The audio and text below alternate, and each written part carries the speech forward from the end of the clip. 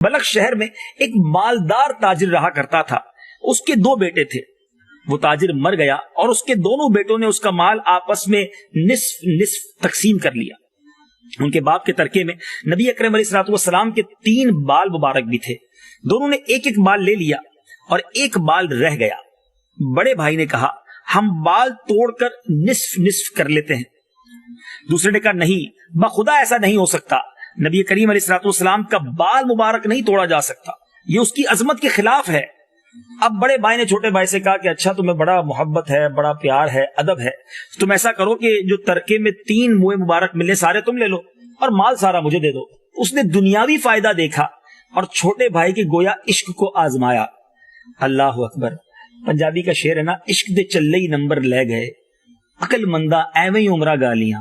بعض اوقات عشق والے ایسے فیصلہ کر جاتے ہیں جو دل و دماغ میں نہیں آتے, لیکن اس کا نتیجہ ہی کچھ اور ہوتا ہے. ایک اور شاعر لکھتے ہیں نا, عقل والوں کے نصیبوں میں کہاں ذوق جنون, عشق والے ہیں جو ہر چیز لٹا دیتے ہیں. اب کیا کیا اس چھوٹے بھائی نے, تینوں موئے مبارک لے لیے, سارا مال اپنے بڑے بھائی کو دے دیا, کہا یہ خزانہ میرے پاس رہے گا.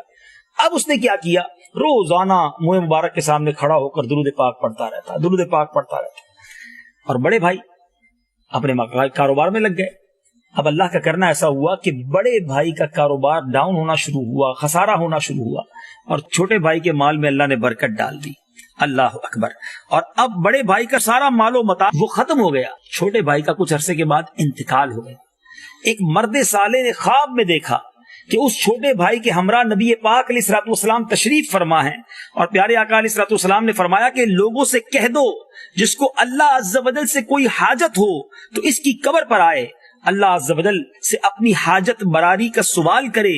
بس لوگ اس کی قبر پر آنے لگے, یعنی اس کی قبر پر لوگوں کی دعائیں قبول ہونا شروع ہو گئی, تانتا بن گیا. اور یہ حال ہو گیا کہ اب کوئی سوار بھی اس کی قبر کے قریب سے گزرتا تھا, ادب کے مارے سواری سے نیچے اتر کر پھر اپنی سواری کو لے کے جاتا. اے میرے میٹھے اسلامی بھائیو, کیا سیکھا آپ نے اس سے؟ یہاں درود پاک کی فضیلت بھی ہے اور یہاں ادب کا مقام, ادب کا فائدہ بھی ہے. بڑی پیاری بات ہے نا, با ادب با نصیب. اللہ ہمیں با ادب بھی رکھے, درود پاک کی کثرت کرنے کی ہمیں سعادت بھی دے, اور جن کے پاس بالخصوص موئے مبارک ہیں اس کا خوب ادب کریں, خوب درود پاک کھڑے ہو کر اس کے سامنے پڑھا کریں, اس کی برکتیں ہیں. یہ بڑی سعادت کی بات ہے کہ ہماری ان گندی آنکھوں کو نبی پاک کے جسم اقدس کی حقیقی جسم اقدس سے جس چیز کو لگاؤ کہہ لیں, اٹیچمنٹ کہہ لیں, وہ دیکھنے کا موقع مل رہا ہے. اور ایک ایسا جیتا جاگتا معجزہ ہے کہ آج بھی تقریباً 1450 سال گزرنے کے بعد بھی جس کے پاس ایک موئے مبارک ہوتا ہے, کچھ عرصے کے بعد وہ بڑھ چکے ہوتے ہیں. دیدار موئے مبارک کیجئے, درود پاک کی کثرت کیجئے اور برکتیں لوٹیے, اور ہمیشہ با ادب رہیے. اللہ مجھے اور آپ کو ہمیشہ با ادب رکھے, بے ادبی اور بے ادبوں کے شر سے محفوظ فرمائے. صلو علی الحبیب صلی اللہ تعالی علی محمد. مجھے اپنی اور ساری دنیا کے لوگوں کی اصلاح کی کوشش کرنی ہے.